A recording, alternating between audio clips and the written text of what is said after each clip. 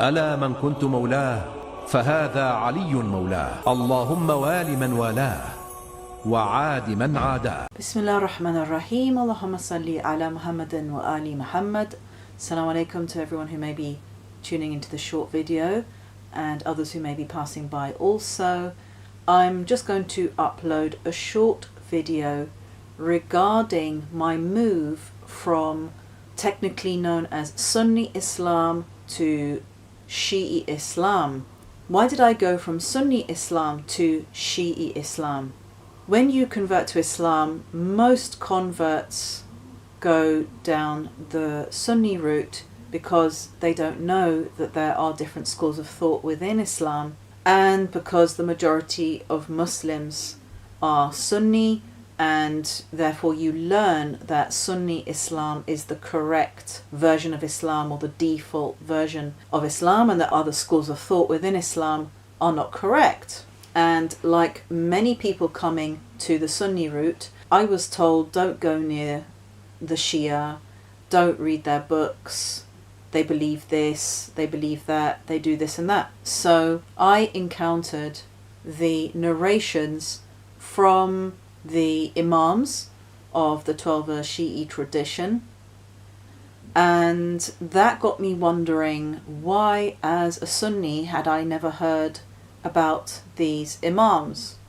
Some people argue that just because there are Imams, it doesn't mean to say that the 12 Shia path is the correct path. But when I encountered the teachings of the Imams, and these teachings are basically like an exegesis of the teachings of the Holy Prophet, peace be upon him, and his holy progeny. They are commentaries upon the narrations of the Holy Prophet, or they are simply a hadith that have been transmitted directly from the Holy Prophet, peace be upon him. So when I encountered these teachings, which you never encounter as a Sunni because you're always directed away from Shi'i books, that made me think, well, if the Sunni scholars of Islamic history that I have been hearing about in different classes and majalis and gatherings have collectively not spoken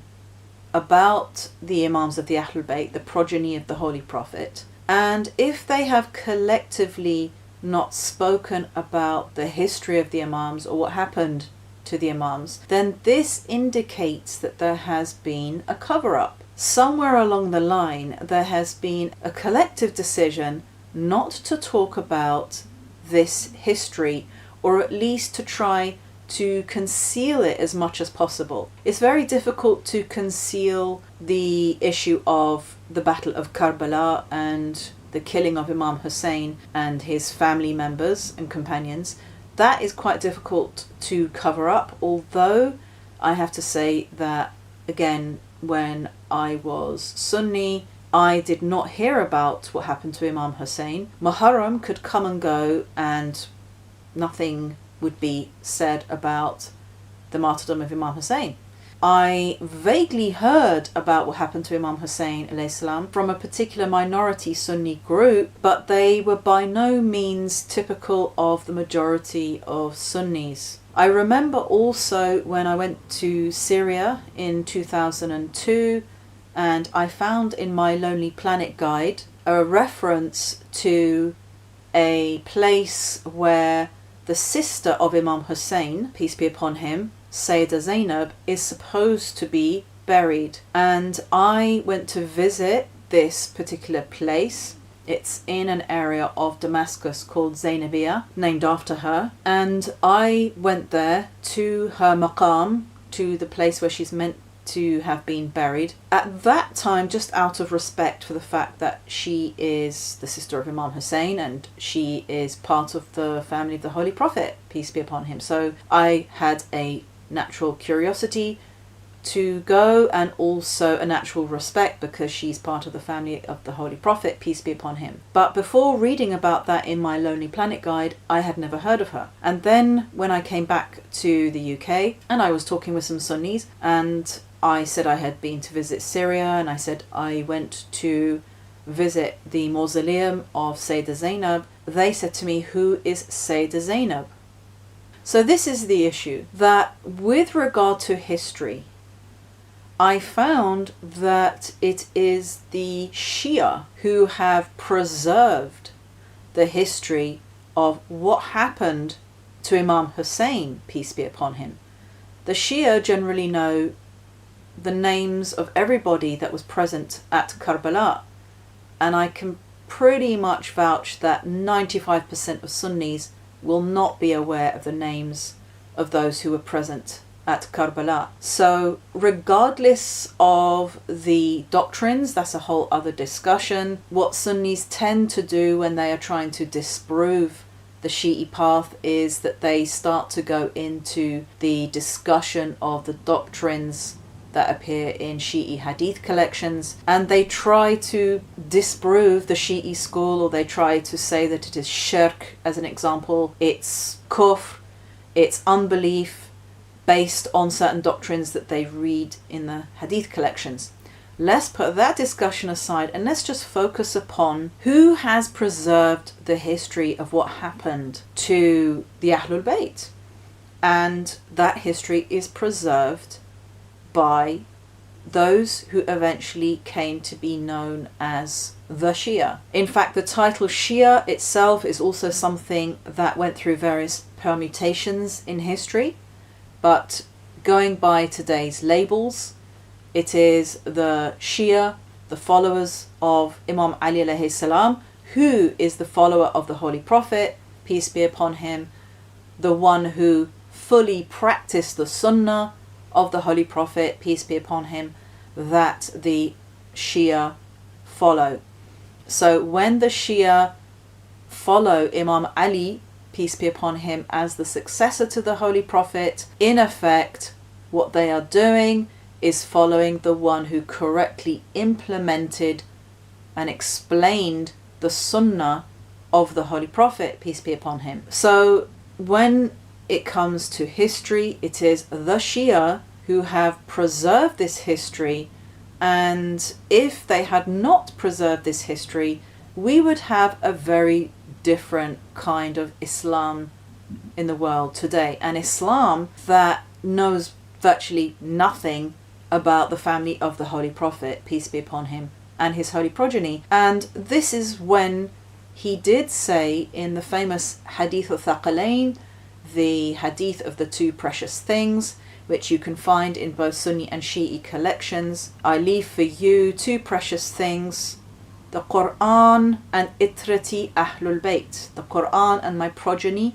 Ahlul Bayt. And in some narrations he says, hold to those two and you will never go astray. So when I discovered this history of the Imams, first of all, the existence of Imam Jafar al-Sadiq, peace be upon him, who many studied with, then his father Imam al-Baqir, then his father Imam Zayn al-Abidin, then his father Imam Hussein, then his father Imam Ali alayhi salam, then you find that there is a whole history that has been concealed, which then brings you to the point about the Sunni construction of Islamic history.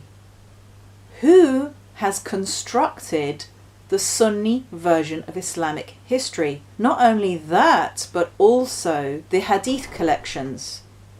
Who are those who have narrated the Ahadith in the Sunni canonical collections?